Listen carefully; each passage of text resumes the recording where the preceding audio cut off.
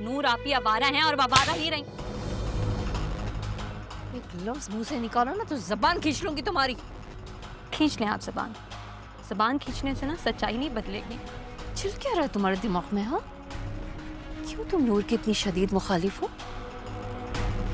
कहीं तुम उसामा से, कहीं उसामा से? हाँ हाँ अम्मी, मैं उसामा को पसंद करती हूँ।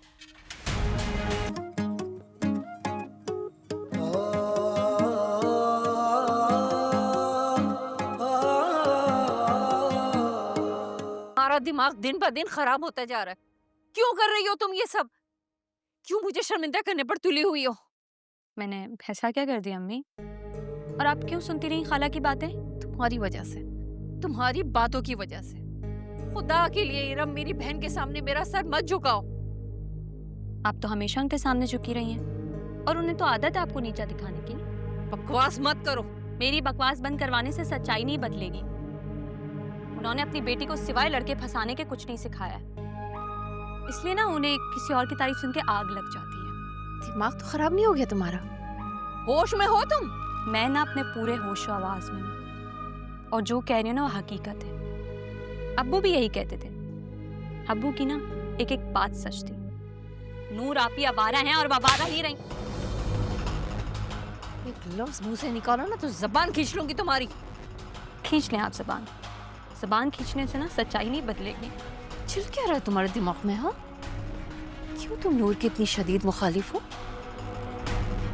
कहीं तुम उसामा से, कहीं उसामा से?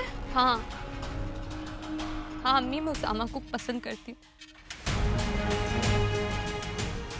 और आज से नहीं, काफी पहले से पसंद करती हूँ उनको।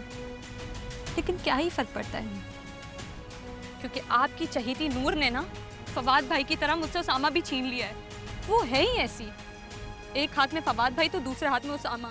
एक मर गया तो दूसरे को काबू कर लिया। चुप हो जाओ खुदा के लिए।